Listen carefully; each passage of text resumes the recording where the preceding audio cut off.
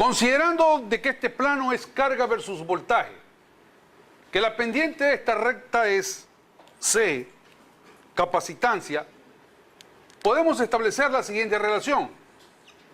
Carga igual a la capacitancia C por la diferencia de potencial o voltaje B. Una relación importante, pero para el desarrollo de la teoría de redes eléctricas nos interesa establecer una relación entre el voltaje B y la corriente I aquí en el capacitor, puesto que el voltaje y la corriente son las variables de interés para la teoría de redes eléctricas. Veamos cómo podemos establecer esa relación. Derivemos esta ecuación. Derivando con respecto al tiempo tenemos dQ a dt es igual a C, que es constante para un capacitor determinado, por dB a dt. Pero dQ a dt es corriente y por tanto podemos escribir que la corriente es igual a C por la derivada con respecto al tiempo del voltaje. De esa manera se asocian corriente y voltaje en un capacitor lineal de dos terminales. El hecho físico principal asociado con un capacitor de dos terminales es que almacena energía eléctrica en el campo eléctrico existente entre sus placas. Ahí tenemos entonces a los elementos pasivos con los que vamos a desarrollar la teoría de redes eléctricas. El resistor, el inductor y el capacitor de dos terminales. A estos elementos pasivos les vamos a exigir el cumplimiento de 4 cualidades. Les vamos a exigir que ellos sean: 1, lineales; 2, concentrados; 3, invariantes en el tiempo; y 4, bilaterales. Examinemos cada una de estas cualidades. En primer lugar, veamos cuando una componente física, porque esto lo podemos hacer extensivo de manera general a cualquier sistema físico, cuando una componente física se considera que es lineal. Una componente física se considera que es lineal si se cumplen en ella los dos siguientes principios. El principio de superposición y el principio de homogeneidad. Empecemos con el principio de superposición. Tomemos una componente y apliquémosle a esa componente una excitación E1 de T.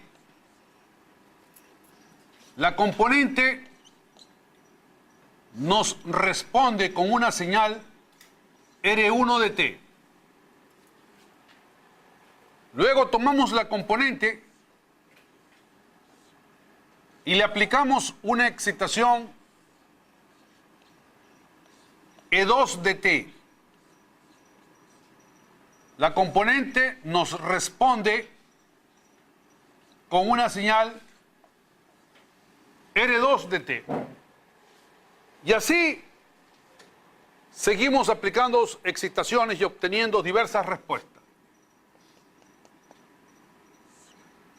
Le aplicamos una excitación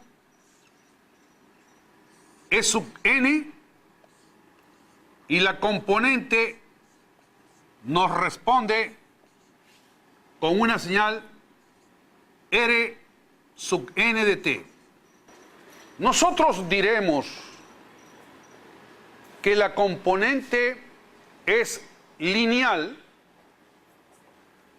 si al aplicarle una excitación E sub 1 más E sub 2 más E sub 3 más E sub n, la componente responde con R1 más R2 más R3 más R sub n de t. Si eso ocurre, la componente se cumple el principio de superposición. Y si en ella se cumple el principio de superposición, se dice que la componente es aditiva. En una componente en donde se cumple el principio de superposición, se dice que es aditiva. El principio de homogeneidad.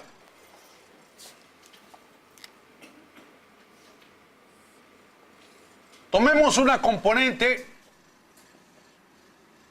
y apliquémosle una excitación E de t. La componente nos responde con una señal R de t. Si la componente es homogénea, entonces al aplicarle una excitación K por E de t, la componente responderá con una señal K por R de t, en donde K es una constante cualquiera. En definitiva, una componente es lineal si es aditiva y homogénea. Y si la componente es aditiva y homogénea, entonces va a ocurrir lo siguiente. Al aplicarle una excitación E1, responde con R1. Al aplicarle una excitación E2, responde con R2. Al aplicarle una excitación E sub n, responde con Rn. Al aplicarle una excitación K1 por E1 más K2 por E2 más Kn por E sub n, la componente responderá con K1 por R1 más K2 por R2 más K sub n por R sub n. Eso ocurrirá si es que la componente es lineal. Ser lineal significa ser aditiva y homogénea, que se cumplen en ella los principios de superposición y de homogeneidad. A las componentes pasivas con las que vamos a trabajar, también les exigiremos que sean concentradas. ¿Qué se entiende por componente concentrada? Una componente se dice que es concentrada si la relación excitación-respuesta en esa componente